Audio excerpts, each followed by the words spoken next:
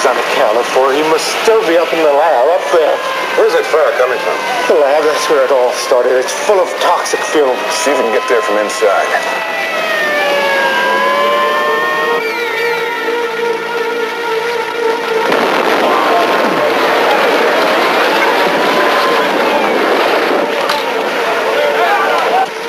Television and movies affect the way we think about fire.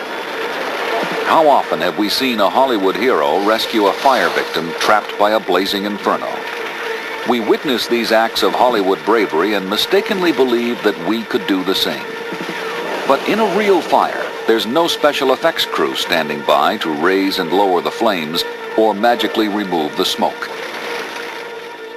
Hollywood fires are a clever illusion. They look like real fires, but unfortunately there's an acute difference between illusion and reality. I thought I was gonna burst into flames. I thought my clothing was gonna burn. That's how hot everything around me got. It was terrible. It was like a nightmare. It was worse than that. The smoke was very thick. You couldn't see in front of you. You couldn't see a foot in front of you. All of a sudden, you open the door to a hallway, smoke pours in. 3 seconds or so, the room was entirely filled with smoke from floor to ceiling. You know, if there's one thing I remember is the darkness, just like having your eyes shut. You think you know your house so well. Something like this.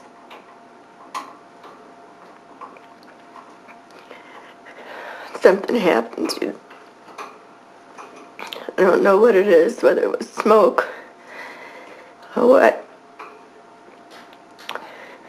We couldn't find a way to get out of the house. As each second went by and as we realized that we hadn't gotten to that man or to his wife, two of them were on the third floor of this building, as each second ticked by, you just knew that they weren't going to live. It was the most frightening thing I've ever been through. Firefighters and fire victims. They know the difference between illusion and reality. They know what's missing from the Hollywood fire. It's dense smoke, toxic gases, and incredible heat. Those of us who have not experienced fire think of it in controlled situations. A fireplace, a gas stove, a barbecue, a pile of leaves. But an uncontrolled fire, that is something quite different. These are the charred remains, the final product of a brutal enemy called fire. This was once someone's bedroom. Now all that's left is blackened rubble. A few barely recognizable possessions, like this television set. Most people never expect to meet this enemy. It happens to someone else. But the truth is, it can happen to any of us, like the fire that gutted this residence. The alarm came in at 4:05. The firefighters arrived at 4:07 and saw this.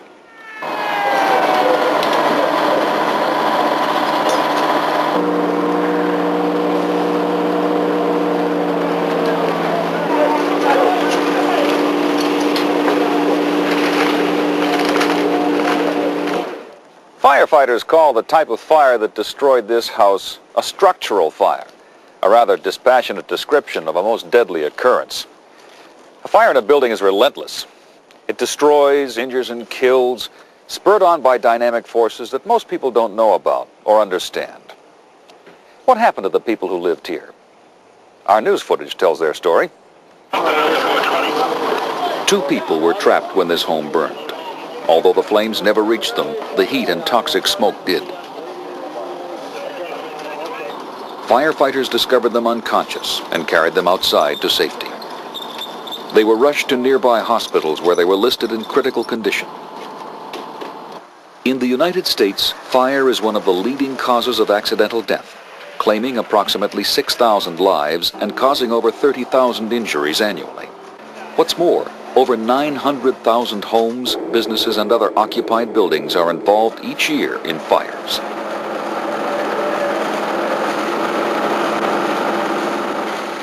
Too often, the tragedy of this toll does not move us to action. We must begin now to understand the real dangers, the actual behavior, the invisible perils of a structural fire, how it grows, how it spreads, and why it is so deadly, before we too become victims of this brutal enemy. Through the use of animation, we can show how a fire behaves. Let's start with smoke, the most common cause of death in home fires. Large volumes of smoke are often generated well before the flames and heat of a fire are of any real danger. What few of us understand is that the majority of fire victims do not succumb to flames. They don't burn to death. They die from smoke inhalation. Smoke is made up of visible particles of unburned fuel and heated invisible gases. The hot smoke is buoyant, causing it to rise. It collects in the upper portion of the room, trapped by ceilings and walls. Consequently, in all fires, the most breathable air will be nearest the floor. That is why people trapped in smoke should crawl low. However, as the fire continues, the smoke level will descend, gradually getting closer to the floor. If a door is open, the buoyant nature of the smoke will cause it to travel rapidly out of the room, seeking higher levels. It will move along corridors, through open doorways, and up staircases, the paths most often used for escape. It will stop only when it reaches a barrier, a ceiling, wall, or tightly closed door. Closed doors have saved many lives. Smoke spreads quickly, and people in rooms distant from the fire are likely to be in serious danger well before the flame and heat of the fire reach them. Unfortunately, when proper smoke detection equipment is not installed and functioning, many people die in their sleep of smoke inhalation. What makes smoke so dangerous? We're all familiar with the invisible deadly gas found in car exhaust, carbon monoxide. In a fire, this gas is always present. Virtually all materials, such as wood, cotton, plastics, literally all the contents of your home, will release this toxic gas once ignited. Carbon monoxide interferes with the ability of blood to carry oxygen to the brain. A person caught in a room full of smoke is in extreme danger. The toxic fumes cause confusion and severe disorientation. This mental state frequently prevents victims from getting out, even if an escape path is open. Eyes tearing, body racked with coughing, visibility obscured, consciousness slipping, escape next to impossible. Flames and heat are also lethal products of fire. Flaming combustion can occur when the necessary quantities of heat, fuel, and oxygen are present. Heat causes the fuel to decompose, releasing combustible gases. It is these gases, not the solid fuel itself, which produce flaming. As the fire spreads, more fuel is decomposed, releasing larger amounts of combustible gases. Buoyancy causes the flame to travel upward, igniting whatever fuel source it encounters, spreading quickly to furnishings, drapes, wall finishes, ceiling materials. Even when there is no apparent solid fuel source, combustible gases may be present. And so, like smoke, flames travel along hallways, upstairs, to distant rooms, far from the fire's point of origin. We have seen how fire behaves. Now, let's watch what happens when a real chair begins to burn. Note that our chair is in a room surrounded by typical bedroom furnishings: a bed, pillow, bedspread, dresser, wall hangings, draperies, and carpeting.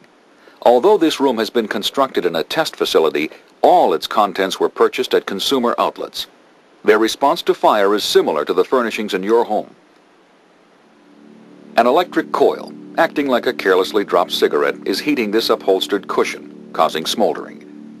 Smoldering is slow combustion, taking place on the fuel's surface. Smoke is present without flame. Smoldering can sometimes go on for hours before developing into flaming combustion. Although smoke develops slowly in this phase, given enough time, it can fill a structure and kill occupants before any significant flaming is present. The fire is now progressing into the flame-producing stage. Flaming combustion can only occur when the necessary quantities of heat, fuel, and oxygen are present. Right now, we have a small flame. It is rapidly progressing into a substantial fire. As we noted earlier, the heat from the fire is producing combustible and toxic gases from the burning chair.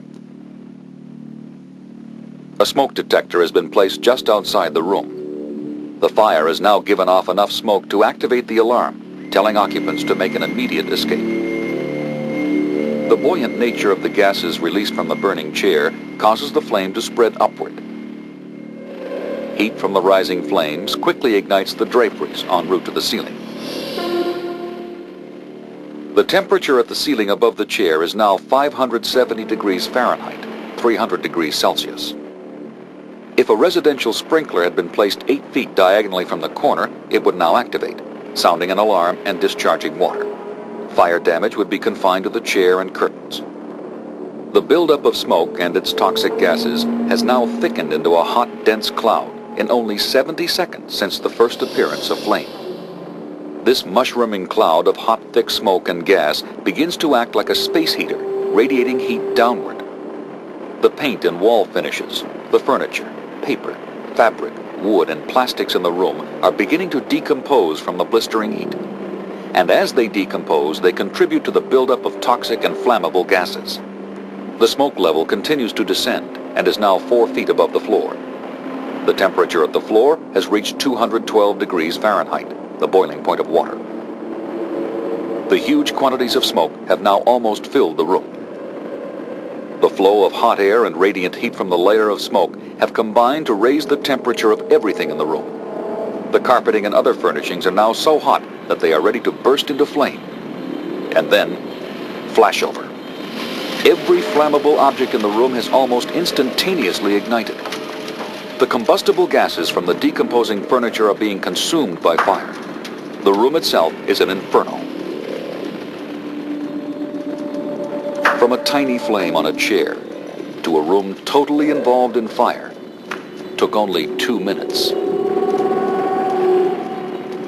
Carbon monoxide and other toxic fumes are now being generated in tremendous quantities. The temperature inside the room is 1,400 degrees Fahrenheit, 760 degrees Celsius.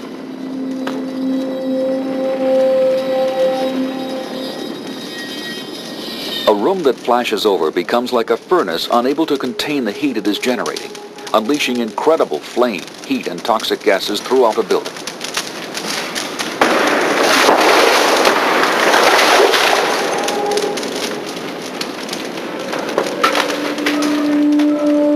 You are among the few who have seen this phenomenon and lived to tell about it. What happened? Let's look again through the lens of a slow-motion camera. The fire, confined to the chair at first, traveled upward, igniting everything flammable in its path. Meanwhile, the smoke and its toxic gases collected at the ceiling and descended, eventually filling the room and severely obscuring visibility. This hot cloud of gas and smoke radiated its heat to the walls and furnishings, causing them to decompose and release even more combustible and toxic gas. The hot air and radiant heat raised the temperature of everything in the room. The bedspread, the pillow, the bed, the carpeting have all burst into flames. The orange glow tells the story. Flashover has occurred.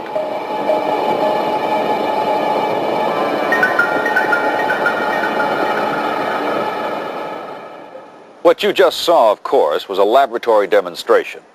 But events like this take place every day in real life. This house, for example. The fire started here, when an electric space heater placed too near a bed ignited the bed's blankets. Soon the mattress was on fire and the room was filled with hot, dense smoke. In only a matter of moments, the bedroom reached flashover. Flames and smoke engulfed this floor and spread up the stairway to the next floor. Quick action by trained firefighters saved the occupants and the structure. So, what can be learned from all this? Recognize that even a small fire can quickly spread smoke and its poisons throughout your home. And the longer a fire has been in progress, the less time you have for escape. So give yourself early warning by installing smoke detectors. Put one outside of each sleeping area and at least one on every level of your home. In addition, realize too that even a small fire can grow with staggering speed. So make sure you have an escape plan already worked out for you and your family. A good plan has 2 escape routes out of every room. If one exit is blocked because of intense heat, flames, or smoke, then the other route can be taken. If you must pass through smoke, remember smoke rises. So crawl along the floor where you'll find cleaner air. Remember, a structural fire can be lethal. Don't underestimate it. Get out, stay out.